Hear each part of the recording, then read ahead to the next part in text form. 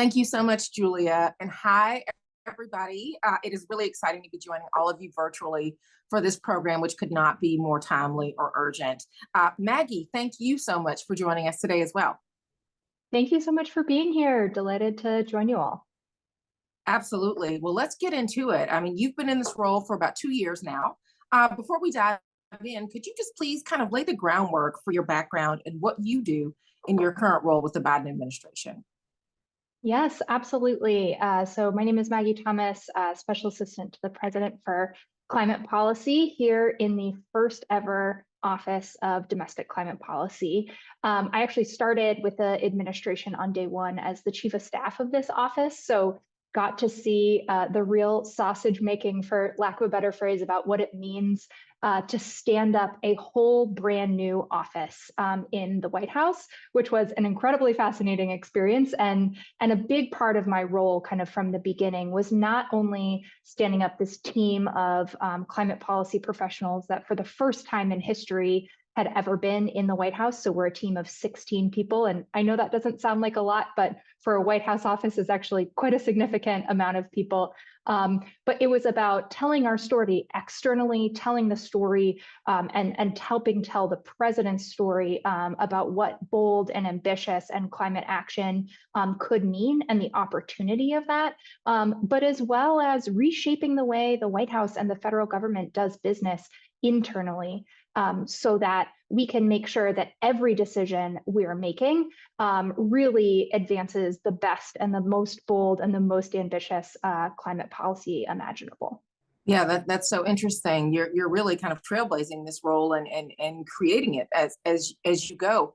I wonder what success would look like for you on the other side of your role by the time you are done in this role. What is success? What would that mean in terms of the progress that you could make on climate and the tone that you set as an administration? Yeah, it's such a good question. And you're right, we are trailblazing. So sometimes success is it's hard to see, right? Because you're the very first person that's ever done it. And so in addition to sort of being the first one to walk down the path, you also need to define that path. And I think in many ways, that's been frankly the greatest joy of this job. But also the greatest challenge, and needless to say, you don't sleep a lot in these jobs. So, it sort of comes along with the territory. But I don't need to convince all of you, and I'm sorry that I can't see your faces because I'm sure you all look wonderful out there. But that this president really has been bold and ambitious when it comes to advancing a climate policy agenda. And we've advanced the largest ever investment in the history, not only the history of the United States, but really the history of the world through the Inflation Reduction Act. We're focused not just on being greenhouse gas accountants, although they are very important and they exist in the federal government, but really thinking about how does an individual community, an American community across the country, from every corner of the great nation, how does climate impact them? What does it mean to lower costs and lower energy bills? What does it mean to really center the individual and center the community when we think about climate change and climate policy? And that's really what is most exciting and sort of brings me to work every day. And I think will hopefully be the greatest impact of our office and my time here. Yeah. Well, Maggie, I know one of the pillars, one of the priorities of this administration is addressing systemic inequality, and that includes around climate. Climate change, as we know, has an acute impact on the most vulnerable, including women, pregnant people, people of color, LGBTQ people. What can you say about some of the impacts that you see these and other folks who are marginalized? What are they facing? Yeah, I think you said it exactly right. Look, we know climate change impacts our most vulnerable communities first, and it impacts them worse. And I think it's really important to think that to keep that in mind as we're here in the White House and across the Biden administration, crafting policies, building programs, thinking about grant programs and piecing together projects. It's one of the reasons why we're so proud of the work that we've done on our Justice 40 initiative, which the president came out from the very beginning, from day one, and said that 40% of the benefits of all of our climate investments will go to disadvantaged communities. And I think that's such an important way, and really how we think about, frankly, success here is to make sure that we are investing in communities across the country so that they can directly feel the impacts of the upside of investing in climate action, the opportunity that comes from this. You know, we talk about lowering energy bills, we talk about bringing jobs to communities across the country, and we want to make sure that those communities that are really impacted first and worst are the ones that we're also investing in to make sure that they're not only reducing their emissions, but they are most resilient to the impacts of climate change too. You know, one of the things that I think everyone in the Southwest knows, I don't think I have to, I'm not breaking any news here to anyone, is, you know, obviously the impact of climate change is everyone can feel it. And I think our resilience investments are so important, because it's not just about sort of that future state impact of what does it look like once we reduce our emissions. It's actually how do we weather the storm right now? And that's constantly what we're trying to do out of our office and across the administration, is really think about what are the suite of resilience investments that we make, and how do we do that alongside what we call our climate mitigation investments as well. Yeah, well, that actually kind of brings me to my next question. 2 years into this role, what can you say about some of the tangible results, but also some tangible solutions to preventing climate change, and also addressing the impacts that we are seeing, that we are feeling happening right now? Yeah, I mean, the thing that immediately comes to mind, of course, for me is programs that are in the Inflation Reduction Act, right? So the president helped get past the largest investment in our nation's history in climate action. It's almost $370 billion that we are actively working on shaping those programs right now. And dollars are already flowing from this. So a couple ways about programs that I find most exciting, and there's a lot to choose from. So you can agree or disagree with me, but one of the programs that I'm really excited about, and you all might be as well, is the Urban and Community Forestry Program. It's a $1 billion program at the Department of Agriculture that is moving large grants, both through states as well as through a competitive program, to expand urban greening. And that means, you know, we have all kinds of science that shows us if there is more tree canopy, if there are more trees that are planted in communities across the country, those communities are cooler. The temperature is literally lower if you have more trees. And so this program is moving money already. Almost $1 billion has gone out the door to get trees planted in communities across the country. I know Arizona specifically has benefited from it, as well as the city of Phoenix. So it's programs like that that really marry sort of the way a community or an individual might feel the impacts of climate change right now that get me really excited. Another program is all of the rebates available to consumers, tax credits and rebates, I should say, available to consumers for home energy upgrades.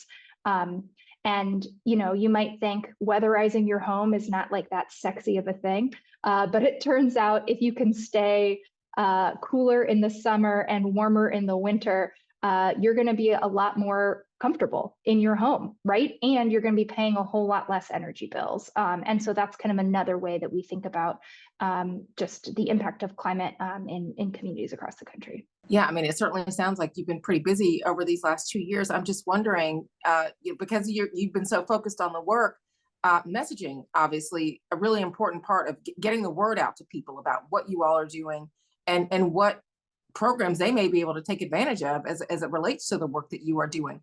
Is there something like that you want to share with folks who may be tuning in now, that they need to be aware of in terms of what you're doing, or what they could be taking advantage of in a greater way right now?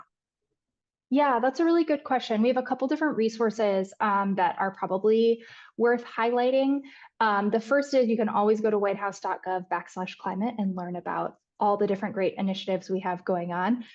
It's my job to keep that updated. So if we're out of date, you should tell me and I can I can get to work. But the Department of Energy also has a bunch of really great resources if you are either a homeowner or a renter, that you can look at to see if you qualify for any of those tax incentives or rebates. And I really encourage you to go check that out, just because it's a nice, easy, and user-friendly way to see. There's like a picture of a house, and you can kind of look in the different rooms of the house and see sort of how we might be investing in maybe in your bedroom via the windows, or in your kitchen via your stove, or even a heat pump, electric heat pump, which seems to be all the rage these days.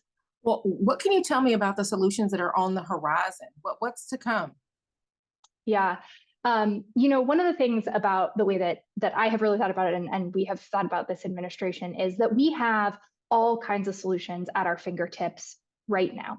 And it's about how do we deploy those solutions as quickly as possible, and making sure that we're centering individuals, that we are creating good paying union jobs, and we are focusing on environmental justice and really being mindful of the justice impacts of the investments that we're making. So whether that's clean energy, or the urban greening projects that I was talking about, or our investments in drought and resilience and extreme heat, these are all tools that we have right now. And the trick is, how can we get those out as fast as possible? But then we're also standing up other programs that I'm really excited about, like the American Climate Corps. The president has announced that he is going to put 20,000 young people to work by next summer in jobs around clean energy and climate resilience and climate mitigation, and providing training opportunities to put all these young people on a pathway to good paying union jobs in the clean energy economy. So I think that's another way, when we talk about near-term solutions, it's those investments in workforce and workforce development. We know we're going to need to reduce our emissions 50 to 52% by 2030 by the end of this decade. That's what the president has set forward, and sort of our North Star here in the Biden administration. But we also need the people to get that work done. And so we're doing a whole bunch of work around workforce development and investments on that side as well. Well, I want to ask you a little bit about how you get this done, and the folks that you work with to get this done, and maybe even the obstacles to getting this done. How is the White House approaching kind of climate-related policy in a Congress that is so divided? And how are you working with states, with local governments, with grassroots organizations to make progress on this issue when you are kind of stymied, at the federal level in some ways?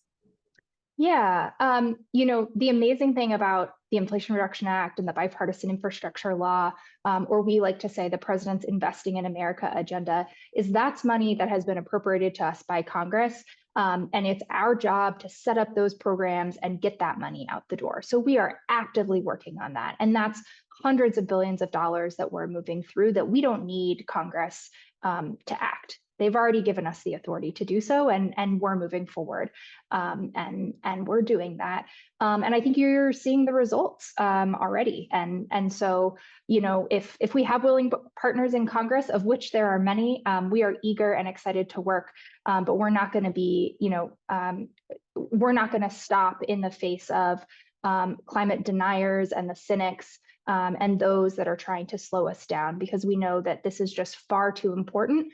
This is an issue that is affecting everybody's lives right now. And the president has said that he's going to continue to act just as he has from day one, with the urgency that this issue really demands. Okay, well, obviously we're talking to an audience that is in Phoenix.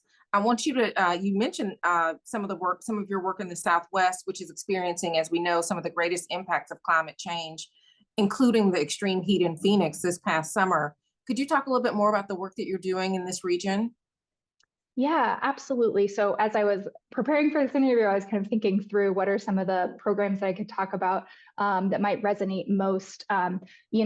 All of us use and consume water. We are all water users, which is the term we use, which is perhaps a little bit distant. But in addition, the Southwest is a huge agricultural producer and a huge agricultural producing region as well. And we are doing incredible work to stabilize drought impacts, particularly from the Colorado River system.